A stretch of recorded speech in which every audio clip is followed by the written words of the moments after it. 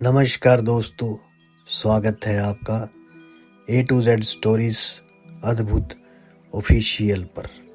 साधु संत फकीर गुरु रहबरों की सदा ही जय जयकार। अब गोगावीर जी महाराज ने, जिन्होंने नाई पुरोहित जी से वादा करवा कर की रानी श्रीयल की सगाई जिस राजकुमार के साथ भी पक्की होगी, उसकी सूचना हमें देकर ही तंदुल नगरी जाएंगे। वे दोनों बोले, आप बेफिक्र रहे। तो बंधुओं, नाई पुरोहित गोगावीर जी की जय बोलते हुए और राजा सिंदा सिंह को दुर्वचन कहते हुए आपस में इस प्रकार बातें करते हुए आगे बढ़े कि हमारी राजकुमारी श्रीयल के लायक ये लड़का कितना बढ़िया, धीर, वीर, न्यायकारी, प्रजापालक, गौ भक्त है, अछूत उद्धारक दानवीर था। इस गुमानी राजा सिंदा सिंह ने इसका टीका लौटवा दिया। अब इस भाग्यहीन राजा को हमें ऐसा सबक सिखाना है, ऐसा दामाद ढूंढना चाहिए जिससे ये मनमानी कर पछताता रहे, ये जिंदगी भर कभी ना भूल पाए कि हमने नाई और पुरोहित का अपमान बिना कसूर किया था। हमारे सिर बुराई थोप कर ये अपने मन में इस समय खुश भले ही हो ले, पर एक दिन सिर पकड़ कर रोएगा। इसी प्रकार अनमने से कई राज्यों में घूमे और बढ़िया भले राजकुमारों को अपने हृदय की जलन शांत करने के कारण त्याग दिया और जानबूझकर सगाई का टीका नहीं चढ़ाया। कई राजाओं के राज्य में धक्के खाते हुए घूमते घूमते अंत में आमेर नरेश राजा हरि सिंह की राजधानी में जा पहुंचे। दरबार में पहुंचकर नेगियों ने महाराज हरि सिंह से अपने आने का कारण बताया। तब राजा हरि सिंह ने अपने कुरूप लड़के को बुलाकर दिखाया, जिसका ब्याह उसकी कुरूपता के कारण कोई करने को तैयार नहीं होता था और इसी वजह से वे इतना बड़ा हो जाने पर भी कुंवारा ही रहा था।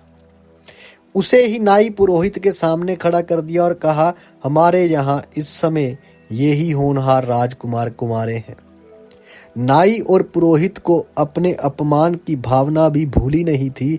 इसी कारण अपने हृदय की ज्वाला शांत करने के लिए इसी तवे के समान काले चेचक के धागे वाले गंजे राजकुमार को राजा सिंदा सिंह का जमाई बनाना मंजूर कर लिया। टीके की सारी सामग्री, धन दौलत, कपड़े लत्ते सहित राजकुमार तारा सिंह के सामने रखकर मंत्र पढ़कर रोली चावल से तिलक कर दिया।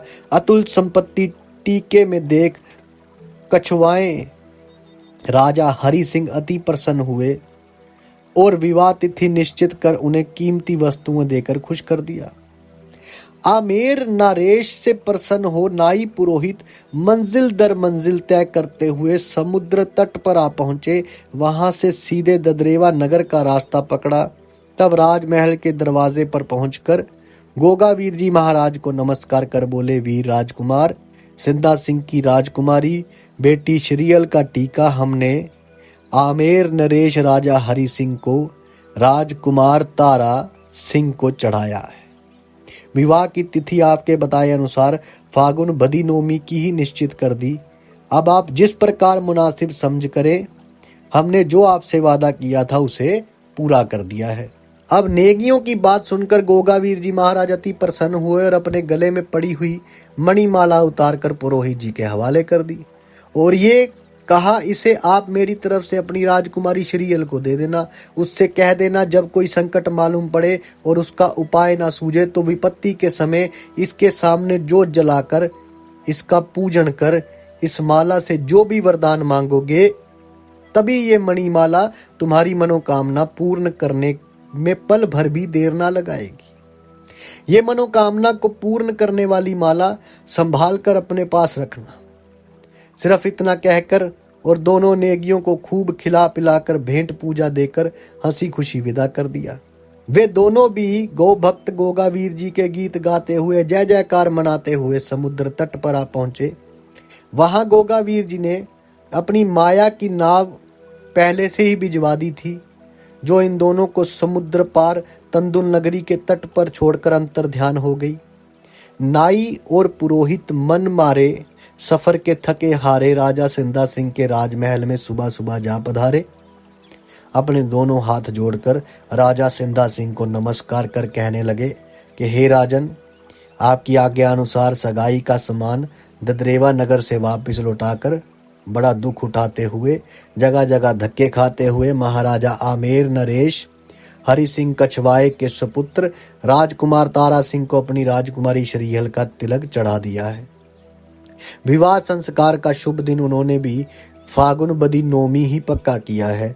उन दोनों की बात सुनकर राजा सिंधा सिंह बड़ा प्रसन्न हुआ और दोनों को मनचाहा पारितोषिक देकर खुश कर दिया।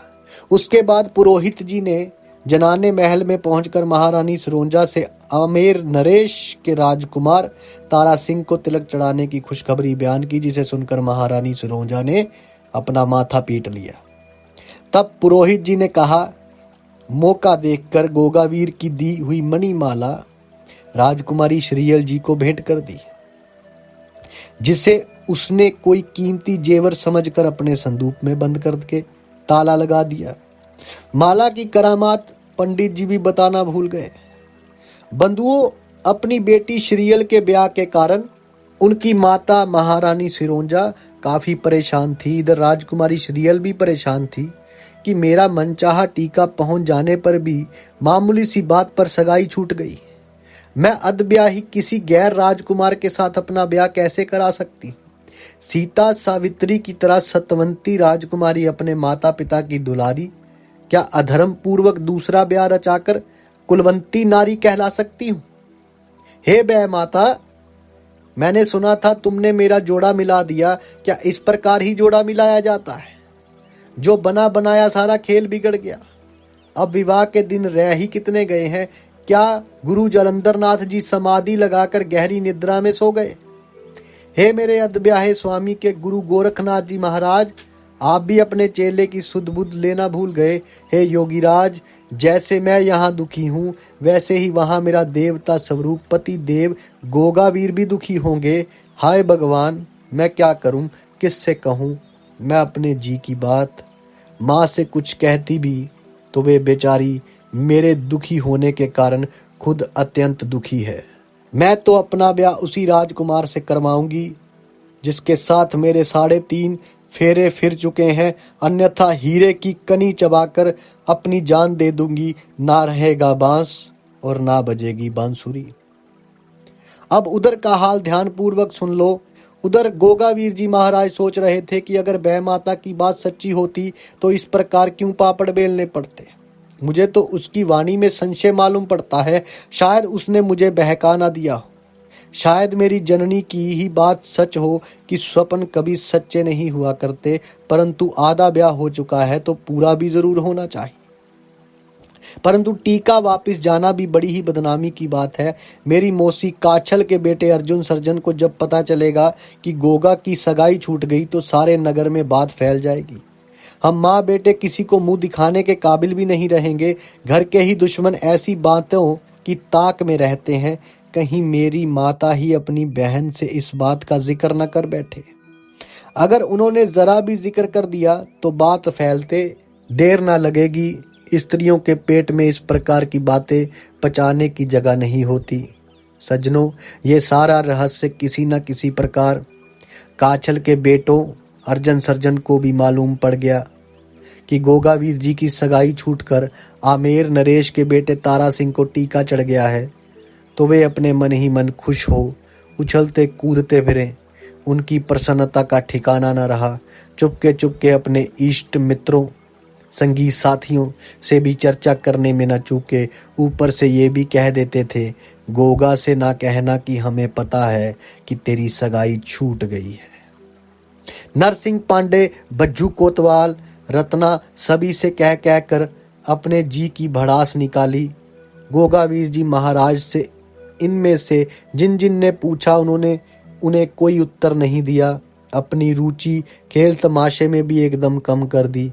गो सेवा, अछूत, उद्धार, दान पुण्य की तरफ से भी अपना ध्यान हटाकर सारे दिन बैठे हुए रानी श्रीहल का ही ध्यान करते रहते। वे बराबर यही सोचा करते थे, अब मुझे क्या करना चाहिए, इस धुन में खोए रहते थे।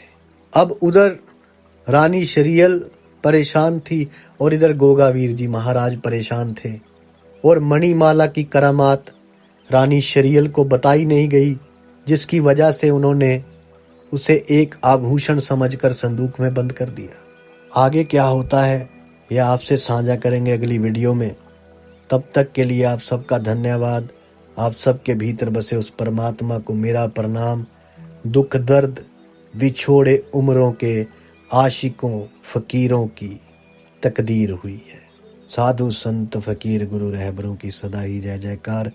अड़क निरंजन।